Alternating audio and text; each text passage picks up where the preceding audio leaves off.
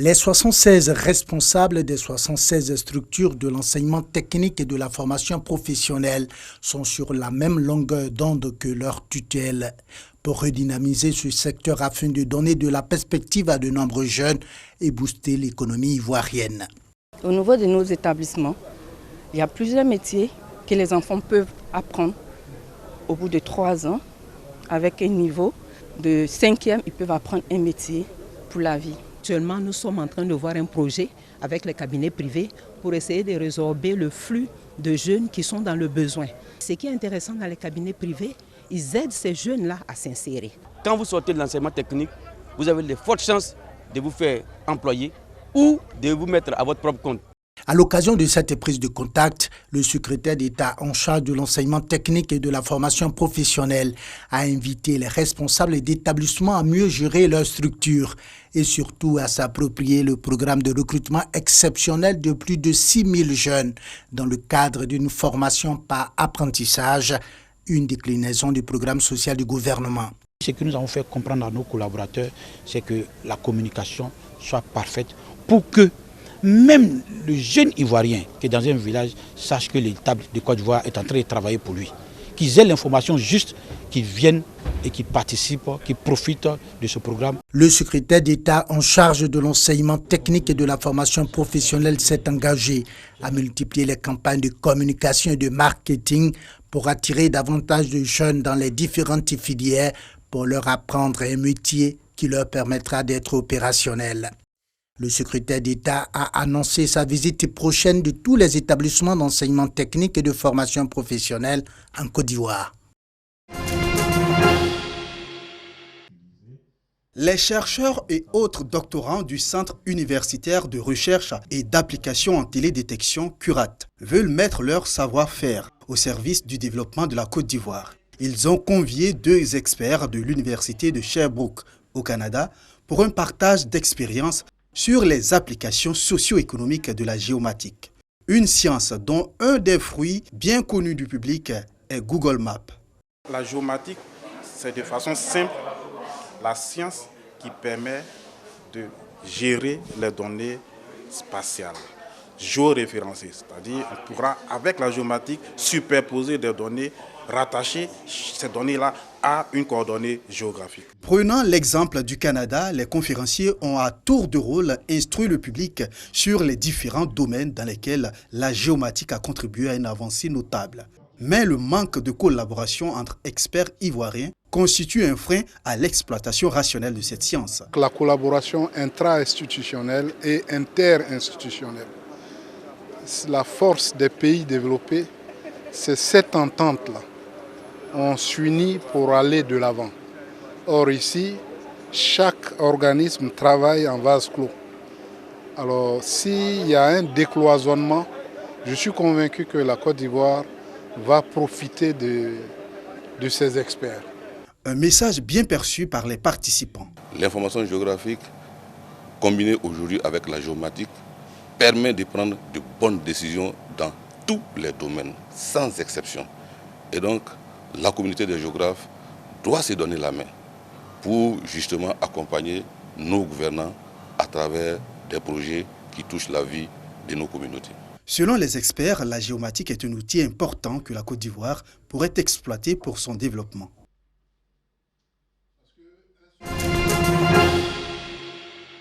Donner l'occasion aux enfants en situation de handicap de l'Institut des aveugles de passer des moments de joie, comme tous les autres enfants, c'est tout le sens de cette journée dénommée « À la vie, à l'amour », initiée par l'ONG Help Angels Community.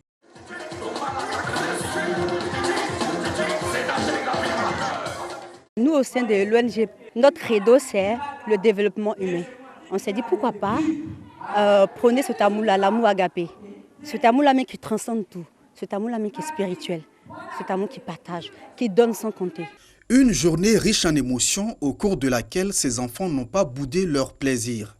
Je suis vraiment content pour tout ce que l'ONG a fait pour nous depuis l'année dernière. Avec nous, je suis vraiment content. Que Dieu les garde, longue vie à vous.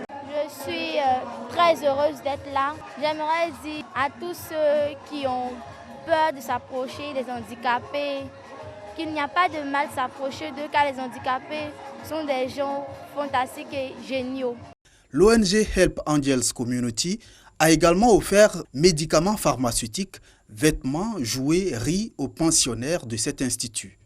L'ONG Help Angels Community est une organisation à but non lucratif qui s'est donnée pour objectif d'organiser des ateliers de formation, de développement personnel, de leadership sur l'entrepreneuriat aux personnes vivant avec un handicap.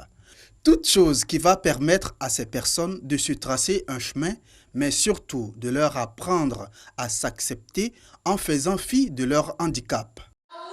L'amour est un trésor qui est caché dans le cœur qui n'arrête. Une première reconstitution de l'assassinat de Thomas Sankara, le père de la révolution burkinabé, tué lors d'un coup d'État en 1987, a eu lieu jeudi à Ouagadougou, en présence des inculpés, dont le général Gilbert Diendéré et de leurs avocats. La reconstitution s'est déroulée au Conseil de l'Entente, le siège du Conseil national de la Révolution, où le président Sankara a été tué avec 12 de ses compagnons par un commando le 15 octobre 1987 à 37 ans, lors du putsch qui porta au pouvoir son compagnon d'armes, Blaise Compaoré. Le juge d'instruction a jugé qu'il était opportun, au stade actuel de la procédure, de faire une reconstitution des faits selon l'un des avocats de la famille Sankara. Elle vise à corroborer ou faire des confrontations entre les différentes versions. Tout a été reconstitué, le commando, l'attaque, l'arrivée des uns sur les lieux et ce qui s'est passé tel que décrit par les protagonistes en tenant compte de ceux qui étaient là. Les inculpés, les témoins et des membres des familles des victimes ont assisté à la reconstitution. Les survivants ont joué leur rôle de l'époque. Ceux qui sont absents ou décédés se sont vus remplacés par des personnages pour jouer leur rôle tel que décrit par les témoins oculaires des événements. Les tueries ont été reconstituées. C'était une grande émotion. Un véhicule fonce sur le bâtiment Burkina où se trouvaient Sankara et ses compagnons. Un commando surgit. Des coups de feu retentissent. Des hommes sortent et s'écroulent devant le bâtiment, tandis que d'autres, les mains en l'air, sont conduits à l'écart.